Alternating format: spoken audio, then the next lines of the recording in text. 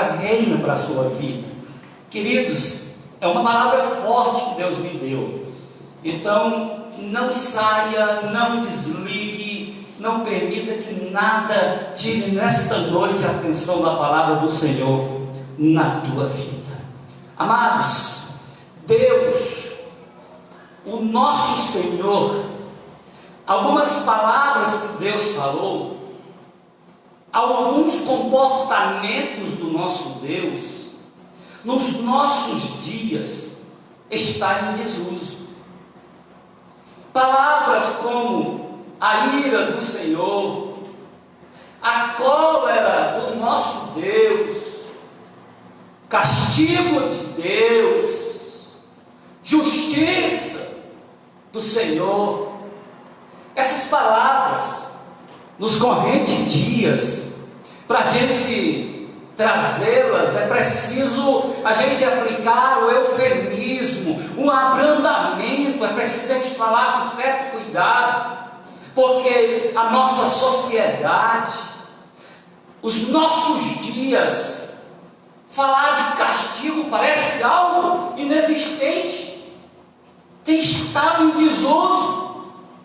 Mas a palavra de Deus, em toda a sua essência, do Gênesis a Apocalipse, nós vamos encontrar, sim, porque é verdadeiramente manifestação de Deus através da história. Então, nessa noite eu vou trazer uma palavra em que nós vamos ver alguns exemplos conhecidíssimos acerca da justiça de Deus sobre os homens. Mas antes, eu gostaria que a missionária Milena, minha esposa, viesse à frente. Você que está nos acompanhando e não conhece, essa é minha esposa. E eu peguei a massazinha de modelar. Isso aqui foi uma ideia que Deus me deu agora à tarde, para você entender bem o que eu quero dizer a você. E fica até como sugestão, você que faz dinâmica em célula, esse exemplo da essência de Deus, dos atributos de Deus, da pessoa de Deus. Imagine que cada bolinha de massinha dessa de modelar seja uma qualidade, um atributo de Deus. Imagine que aqui é a justiça de Deus. Imagine que aqui é o amor de Deus. Vou colocar onde? Coloca aqui, o amor de Deus. Não cá não. Imagine que aqui é a onisciência, um atributo só de Deus. Imagine que aqui seja a onividência de Deus, essa aqui, ó. A gente pensa que esses atributos em Deus eles são separados. Mas eu vou pegar cada um. Segura para mim aqui. Vai mostrando aí na imagem. A justiça, ela se junta à onisciência, ela se junta ao amor e muitos outros que poderiam estar aqui. E aí o que a gente percebe? É só um. Não existe uma justiça separado do amor. Não existe um amor separado da justiça. Tudo está entrelaçado em Deus. Todos os atributos estão juntos e unificados em Deus. Quando Deus aplica a sua justiça, certamente vai junto o seu amor. Quando Deus aplica o seu amor, certamente vai junto a sua justiça. Abra comigo a palavra de Deus no livro de Gênesis, porque eu vou falar hoje sobre a justiça de Deus. Eu vou falar sobre alguns exemplos em que Deus manifestou a sua justiça. Quero dizer para você nesta noite, meu irmão, que o nosso Deus é um Deus de estatuto. O nosso Deus é um Deus de palavra. Segundo Gênesis, capítulo 3, versículo 23. Gênesis 3, 23, diz assim: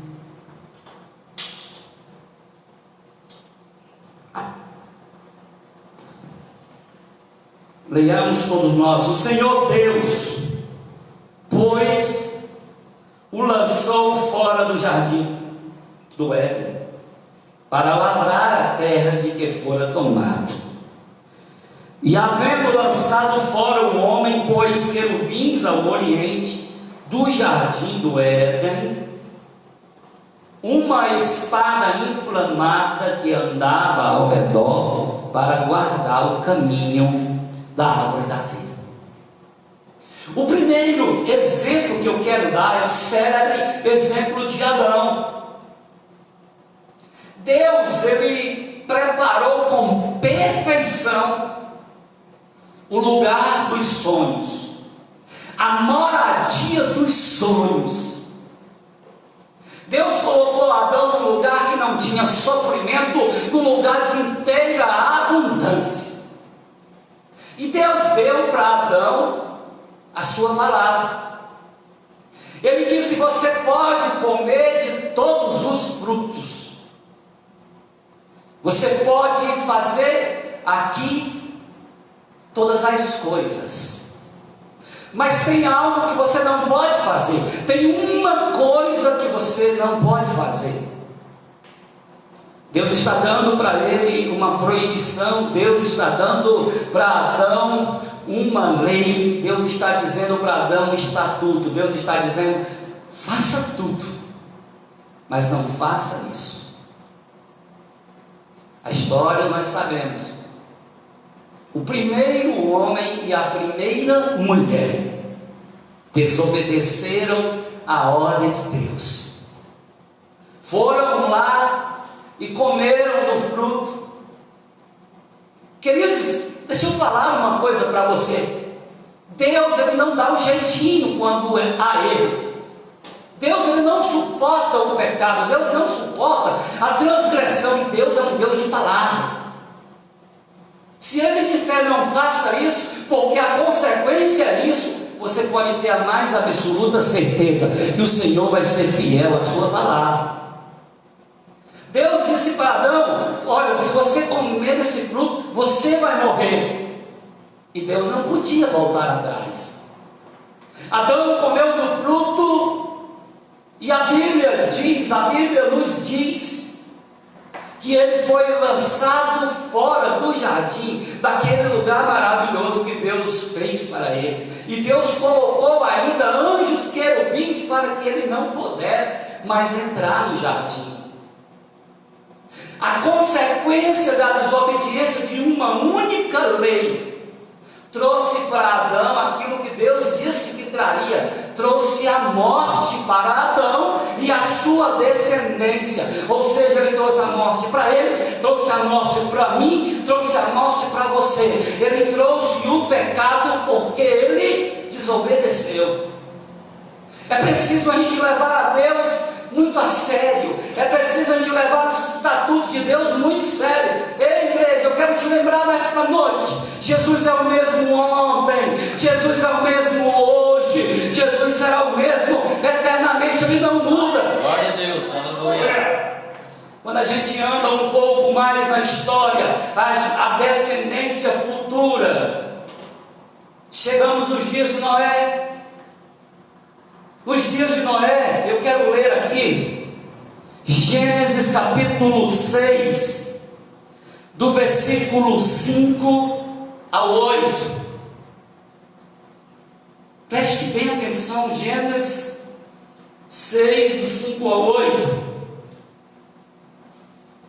Diz assim: e viu o Senhor que a maldade do homem se multiplicara sobre a terra, e que toda imaginação de pensamento do coração do homem era só maldade continuamente.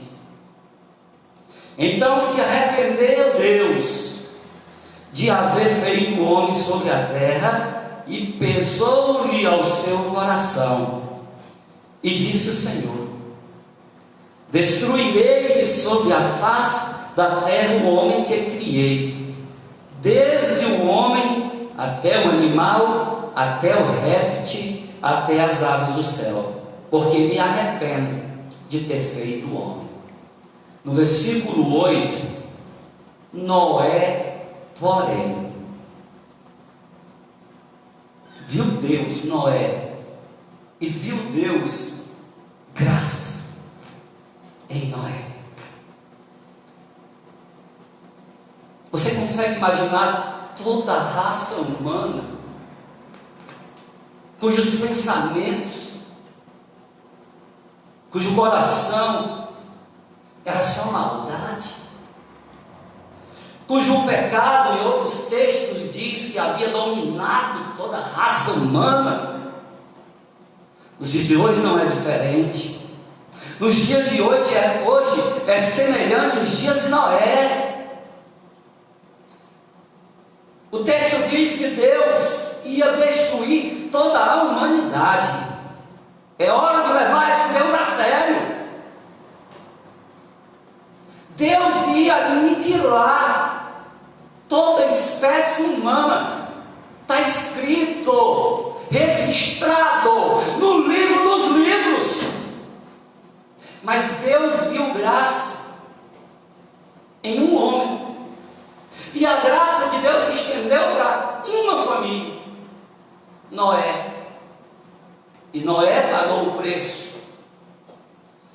Veja a seriedade do que nesta noite está sendo vos levado. Nós sabemos da história. Noé edificou a arca. Toda a raça humana, ela foi consumida. Toda a raça humana, através de 40 dias de torrentes águas, em que a terra com suas fontes se abriam, em que certamente as chuvas desciam dos céus. Foram 40 dias em que o Senhor açoitou a terra, não sobrevivendo nenhuma vida humana, tão somente a família de Noé. Da família de Noé, caminhando um pouquinho mais na história, chegamos nos dias de Abraão. Quando chega no dia de Abraão, amados, toda a raça humana, toda a terra já não se lembrava mais da existência de Deus, já tinha se esquecido de Deus. Deixa eu falar uma coisa para você. Nos nossos dias, os mais intelectuais, os que mais estudos, os mestrados, a Europa cada vez mais tem disseminado por toda a humanidade uma raça de pessoas que não acreditam na existência de Deus. Nós temos visto também nos nossos dias, como nos dias de Abraão, uma raça de pessoas que adoram um pedaço de pau, que adoram uma vaca. Tem pessoas que adoram até ratos, como eu já vi na Índia. Nos dias de Abraão, ninguém adorava a Deus, era um povo politeísta.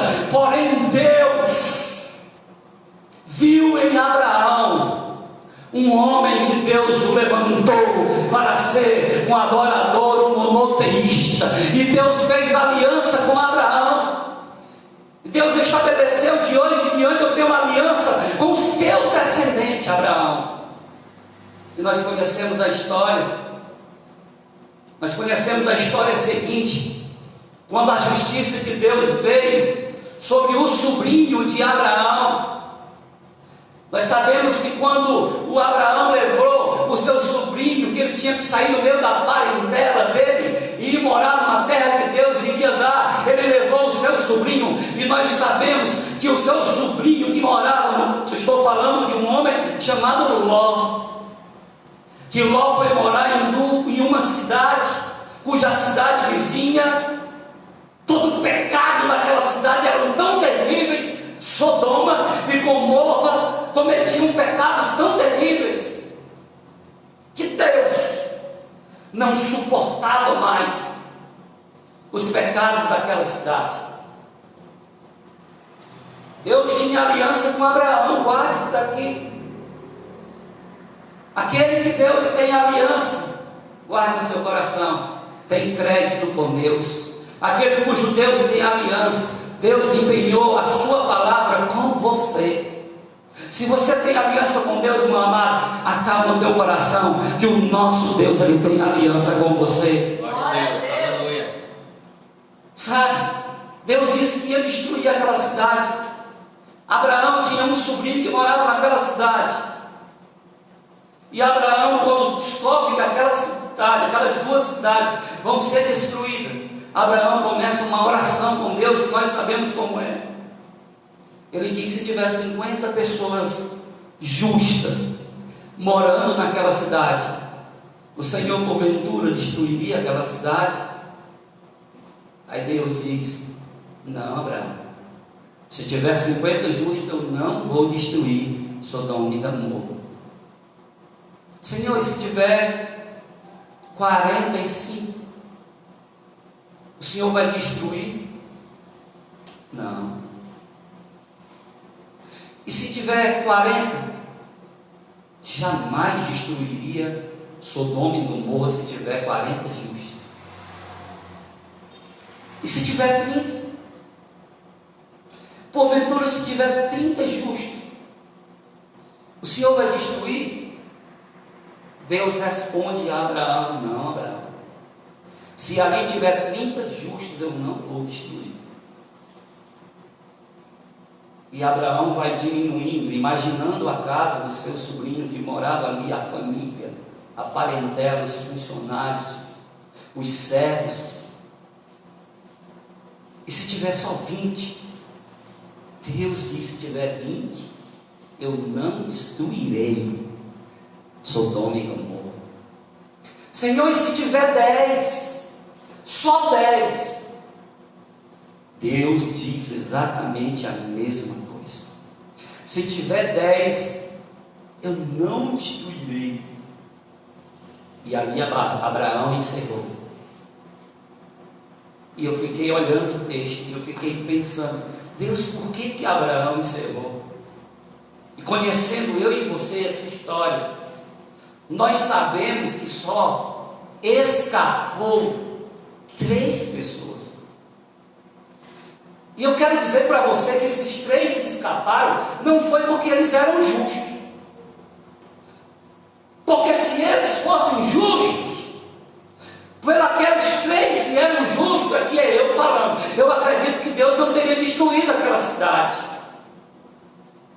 Mas eu quero dizer para você que é fiel ao Senhor, eu quero dizer para você que tem aliança com Deus, que Deus foi fiel à oração de Abraão. Deus não deixou de destruir Sodoma e Gomorra, porque nós sabemos que Deus ele enviou fogo sobre aquelas 2 cidades, com fogo. A ira de Deus veio sobre aquelas 2 cidades, e o fogo consumiu, mas Deus enviou 2 anjos e arrancaram o motivo da oração de Abraão de dentro daquela cidade. Se você é fiel ao Senhor, vocês que estão aqui trabalhando essa noite, aqueles que estão aqui a trabalho, Deus é fiel a você. Sabe por quê? Você que está em casa, porque Deus ele é fiel ao seu estatuto. Ele prometeu isso. Aquilo que Deus fala, ele não volta atrás, porque Deus, ele não mente, ele não é filho do homem para mentir, ele não é descendente de homem, ele é Deus. E ele disse: olha, eu estou voltando. E se ele disse que está voltando, eu acredito, porque Deus tem palavra. Se nós continuarmos na sequência da história, amados, nós vamos ver a ira de Deus, a cólera de Deus, a justiça de Deus manifestando. A gente fala assim de um Deus de amor, e eu vou falar do Deus de amor entrelaçado ao Deus da justiça um pouco à frente. Mas eu quero ainda lembrar a vocês das 10 pragas do Egito, água se transformando em sangue, as pessoas estourando de dentro delas as úlceras. Você lembra dos animais morrendo, da peste de piolhos, da peste de gafanhotos, da pior de todas as pestes, da justiça de Deus sendo aplicada na morte do filho primogênito de cada casa, e isso dos egípcios.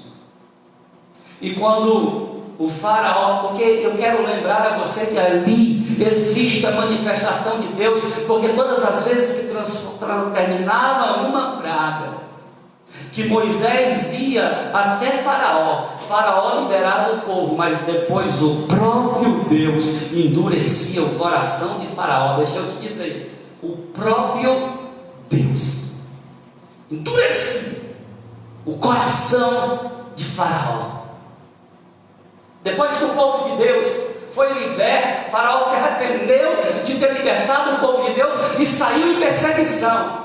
Deus manifestou a natureza em favor dos seus filhos, abriu o mar vermelho e os seus filhos puderam passar andando, caminhando até o outro lado do mar.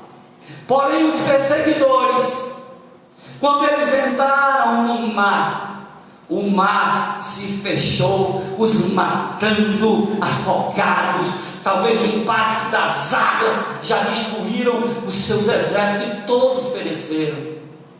Nós conhecemos a manifestação de Deus nas quedas das muralhas, na queda da muralha de Jericó. Queridos, um dia, no meio do povo de Deus, uma família manifestou rebelião.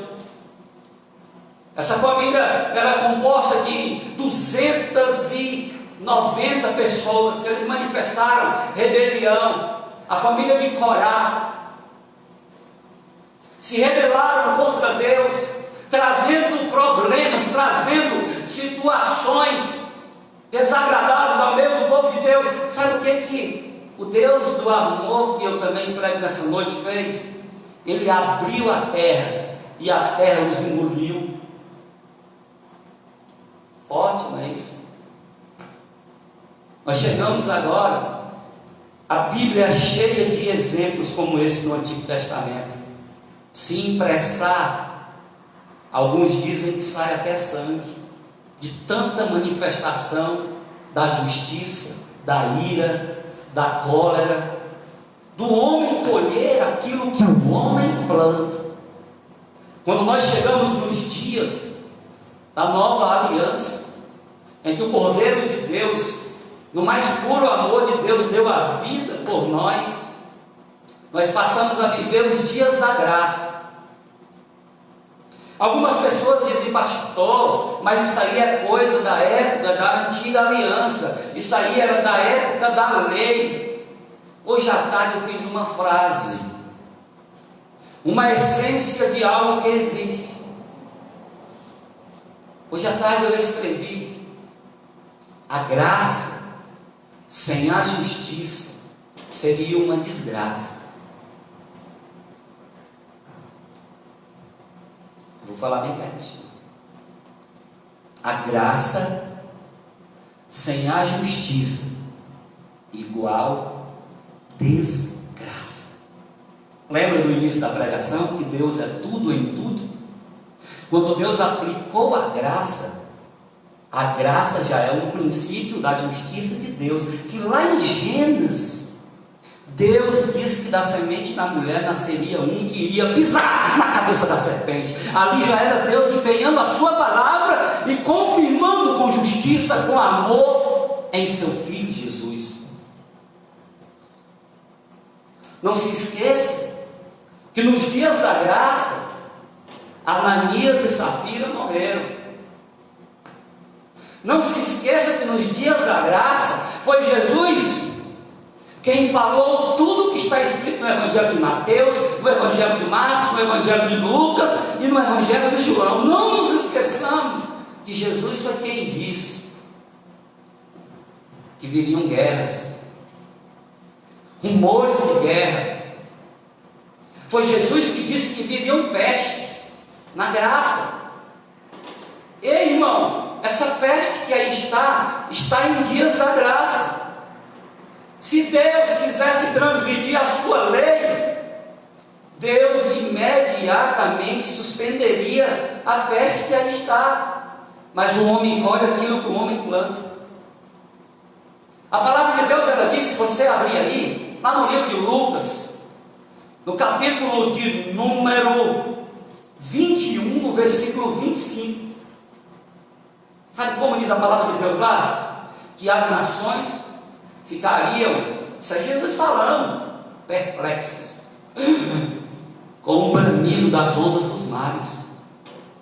Não é nos dias da graça que a gente vê o bramido enorme das ondas dos mares, que invade algumas ilhas, destrói algumas casas. Nosso Deus é um Deus de justiça. Brinque com fogo, mas não brinque com Deus. O nosso Deus, Ele é um Todo-Poderoso. Ele não nos deve satisfação. Ele não tem que julgar, de chegar para nós e justificar o que Ele está fazendo. Ele é Deus. Nós não temos que humanizar Deus. Deus não é democrático. Deus é teocrático. O estatuto está escrito. Ele não vai mudar. O homem vai mudando conforme algum continente. Algumas coisas que são erradas na Europa não é tão errado na Índia. Algumas coisas que é errado lá do lado da África já não é tão errado do lado da Ásia. Aquilo que já não é tão errado na Ásia, já no nosso continente americano já é errado. Ou seja, o que é errado aqui às vezes não é errado ali. Mas Deus, o que é errado para Deus e certo, está escrito aqui. O estatuto está aqui. E ele não muda. A sociedade muda. Os pecados de ontem são os mesmos pecados de hoje. Princípios não são destruídos. Fala, Deus. Deixa eu falar uma coisa para você. Chumbo grosso. Eita, palavra dura. Chumbo grosso está vindo aí.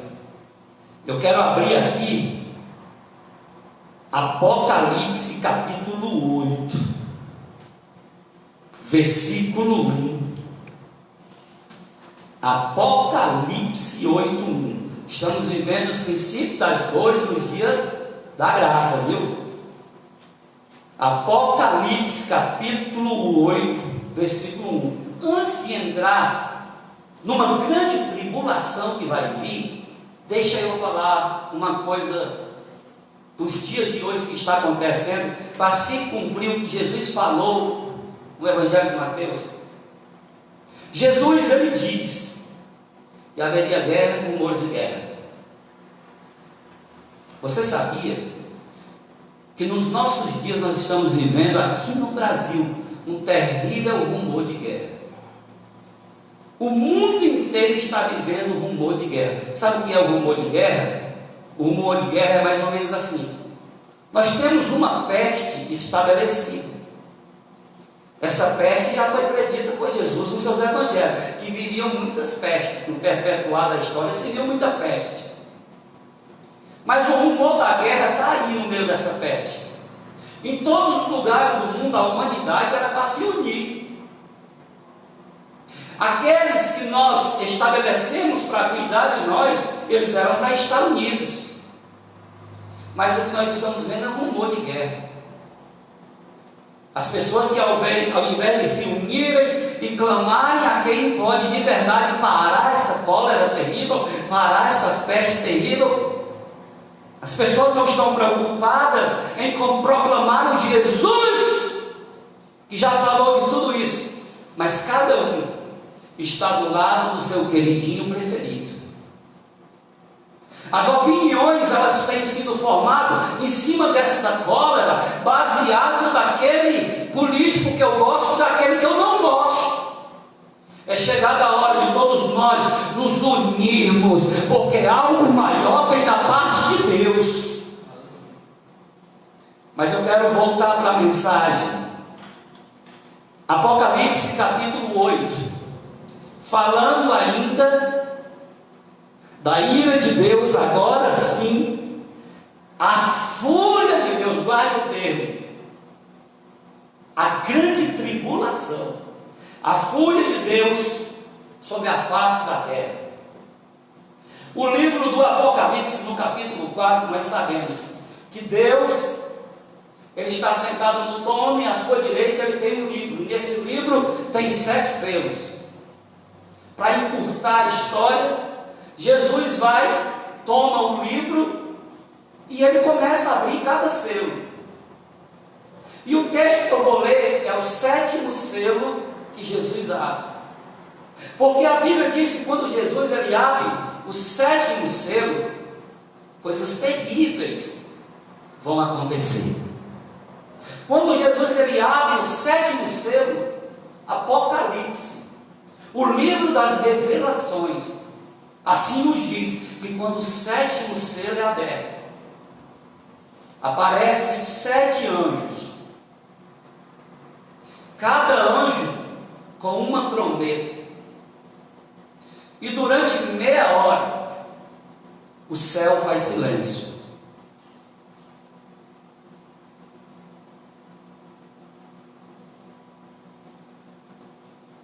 Durante meia hora, silêncio no céu após a abertura do 7º selo, Apocalipse capítulo 8.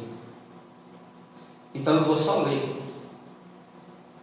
Quando o primeiro anjo tocou a primeira trombeta, Apocalipse capítulo 8, olha o chumbo grosso que está vindo sobre a terra.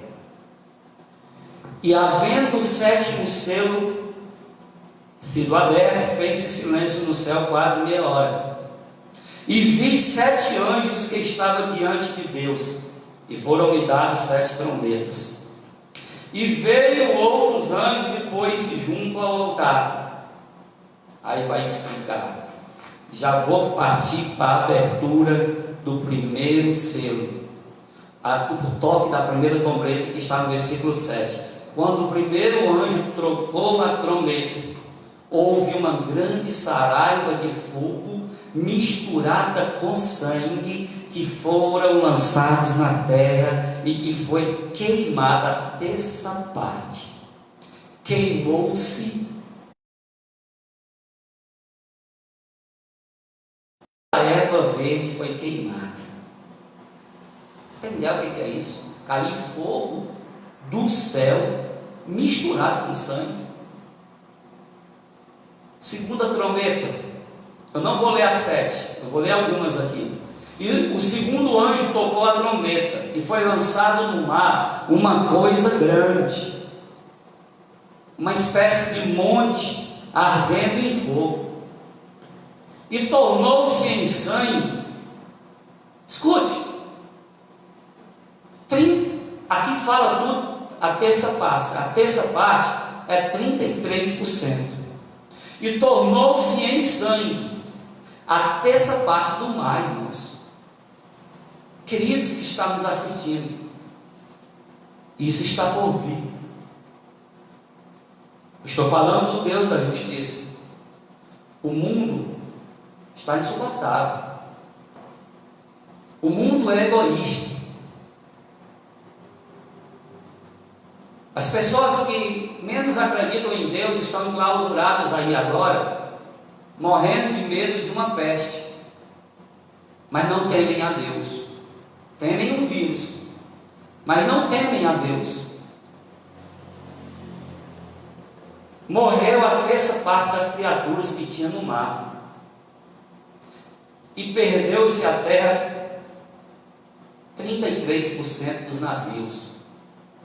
Isso com o toque da segunda trombeta. A terceira trombeta. Terceira trombeta, caiu do céu uma grande estrela ardente, como uma tocha, e caiu sobre a terra parte dos rios e sobre as fontes das águas. O nome dessa estrela era Absinto, ou amargosa. E a terça parte das águas tornou-se absinto, amargosa. E muitos homens morreram das águas, porque as águas se tornaram amargas. Quarta trombeta. Quarto anjo tocou a trombeta e foi ferida a terra, o sol, a terça parte da lua, a terça parte das estrelas, a terça parte deles escureceram, a terça parte não brilhava, e semelhantemente à noite. Olhei e ouvi um anjo voar pelo meio do céu, dizendo em alta voz: ai, ai, ai, ai dos habitantes da terra, por causa das outras 3 trombetas que ainda vão vir. As 4 trombetas foram só, irmãos, aqui que nós estamos vendo, foi só a abertura, a introdução para as 3 últimas trombetas, que o anjo que toca a 4ª trombeta, ele já faz um prelúdio dizendo: ai das 3 trombetas que vão vir. Porque escuta só a 5ª e eu vou encerrar, porque a 6ª e a 7ª, o que vai acontecer é muito, mas eu vou ler só mais a 5ª trombeta. E o 5º anjo tocou a trombeta, e vi uma estrela do céu que caía na terra. Essas estrelas são o que? Meteoros, né? São isso daí, caindo sobre a terra. E foi dado a chave do poço do abismo, e abriu o poço do abismo, e subiu fumaça do poço, como fumaça de uma grande fornalha. E com a fumaça do poço escureceu-se o sol e o ar, tudo escuro. E da fumaça, meu Deus, vieram gafanhotos sobre a terra, e foi-lhes dado poder, como o poder que tem os escorpiões da terra. E foi-lhes dito que não fizesse dano nenhum à terra, ou seja, foi dito para os gafanhotos: não façam dano nenhum à terra, nem a verdura nenhuma. Gafanhoto come verdura, mas foi dito a eles que não fizessem dano nenhum à terra, nem a verduras, nem a árvore alguma, mas somente aos homens. Gafanhotos que atacam homens, que não tem na testa o sinal de Deus. E foi-lhes permitido não que os matasse. Os gafanhotos atacar os homens que não têm o sinal de Deus, mas não era para matar esses homens, mas que por 5 meses os atormentasse. Pastor, quem está mandando isso daí é Satanás. Isso aqui é a ira de Deus sobre a terra. E o seu tormento era semelhante ao tormento do escorpião quando fere um homem. Eu nunca levei uma ferrada de escorpião, mas quem já levou vai imaginar o que é gafanhoto 5 meses ferrando as pessoas que não têm na testa. Deus. E naqueles dias os homens buscarão a morte. Eu quero morrer. Vão correr buscando a morte e não acharão a morte. Desejarão morrer e a morte fugirá deles. Eu vou parar por aqui. Chumbo grosso. Se você quiser ler na sua casa, leia a partir do capítulo 8 que eu estou parando aqui. Mas eu quero dizer uma coisa, que no meio de tanta ira, no meio de toda a justiça de Deus, eu quero dizer que Jesus, Ele amou o mundo de tal maneira, que Ele deu o seu Filho inocente, unigênito, Filho único, para que todo aquele que nele crê, não pereça, mas tenha vida eterna. Acredite em Jesus. Jesus, Ele saiu das mansões celestiais, e Ele disse: não, Pai, eu vou porque eu amo os meus filhos. E Jesus, Ele pagou o preço. O amor de Deus foi tão grande que enviou o seu Filho, e o amor de Jesus foi tão grande, que suportou os pregos nas mãos, os pregos nos pés.